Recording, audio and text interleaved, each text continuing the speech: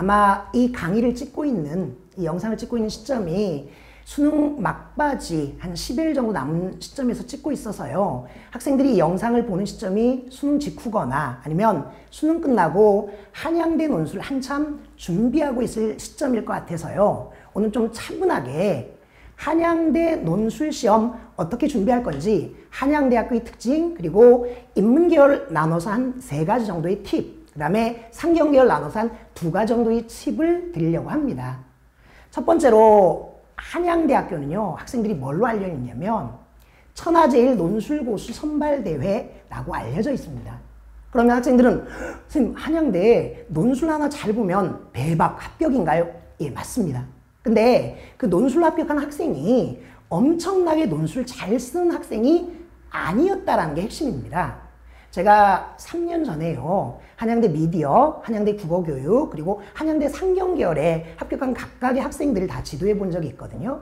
근데 그 학생들이 평소에 논술을 엄청나게 잘 쓴 논술 고수, 더 나아가서 논술 괴수 아니었습니다. 그래서 지금 일주일 정도, 작년에는 수능 끝나고 바로 논술이었는데요. 일주일 정도 차분하게 논술 공부할 수 있는 시간이 있으니까요.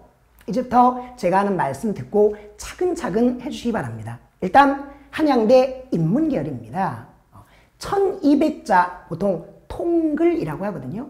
1200자 한 문제 풀게 됩니다. 그러면 그 1200자 한 문제 안에는 보통 어떤 게 있냐면요.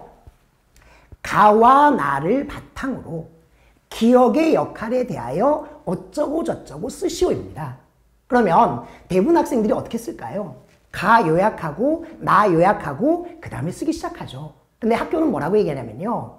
그렇게 쓰는 답안들은 그리 경쟁력이 없다는 겁니다. 그래서 첫 번째 꿀팁, 남들과 다른 차별화된 답안을 쓰기 위해서 노력하자라는 게 첫 번째 팁입니다. 선생님, 차별화된 답안은 어떻게 써요? 최소한 가와 나를 읽고 분석도 해볼 뿐만 아니라 각각이 어떻게 전개될지에 대해서 고민을 해야 됩니다.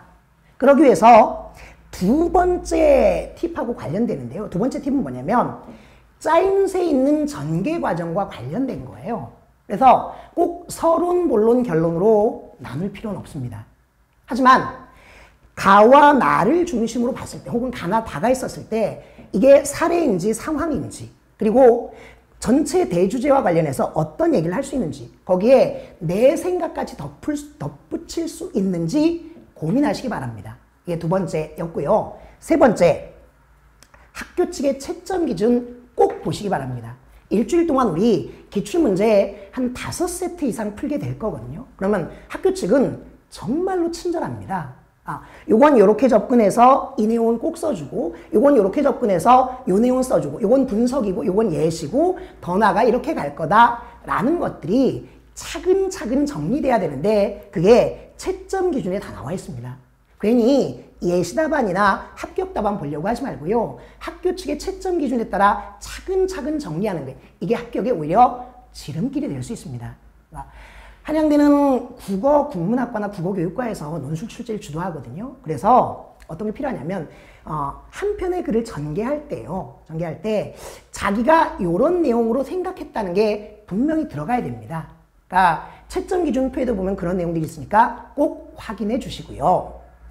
자, 이제 상경계열 혹은 경상계열입니다. 참고로 한양대 파이낸스 경영, 한양대 뭐 다이아몬드 7이라든지 이런 것들을 많이 얘기하잖아요. 근데 한양대 파이낸스 경영뿐만 아니라 정책학과라든지 행정학과도 수의논술 본다는 거 알고 계시죠? 그래서 한양대 상경계열의 첫 번째 꿀팁은요. 수리논술하고 인문논술의 시간 배분입니다. 제가 권하고 싶은 건요. 수리논술은 나중에 풀기로 하고요. 인문논술 전체 90분 중에 30분 정도 할애해서 50점 만점에 50점이 될 수 있도록 숙달되게 연습해라 라는 겁니다. 첫 번째 팁은 시간 배분 중에 인문논술 30분, 수리논술 60분입니다. 자, 두 번째 팁인데요. 인문논술을 풀 때 600자밖에 아니거든요. 근데 600자에 어떤 걸 써야 되냐면 그야말로 핵심 어구를 이용해서 질문에 대한 답을 써야 됩니다.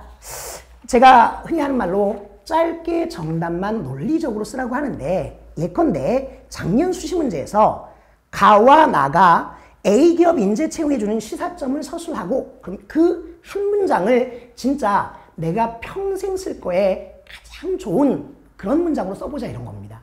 그 다음 부분. 이를 바탕으로 다의 AI 면접 시스템이 기억의 성취에 도움이 될지 평가하시오. 그러면 이게 도움이 되는지 안 되는지에 대한 근거 문장이 되게 중요하겠죠. 그렇게 600자라면 300자, 300자로 쪼갰을 때 혹은 250자, 250자로 쪼갰을 때 어떻게 쓸지 고민하는 것. 이게 두 번째 팁입니다. 한양대학교 5일 동안 열심히 준비해서 좋은 성과가 있어야 될 텐데 이 시점이 아직 한양대학교 시작한 시점은 아니라요. 여러분들에게 수능 공부 진짜 대박 열심히 하시길 기원드리고요. 우리 종로학원 차원에서도 한양대를 포함해서 수능 끝나고 바로 있는 성균관대나 서강대를 비롯해서요. 모든 대학을 준비하고 있거든요. 학생들이 아무쪼록 수능도 논술도 잘 봐서 꼭 원하는 대학에 합격하길 기원합니다. 고맙습니다.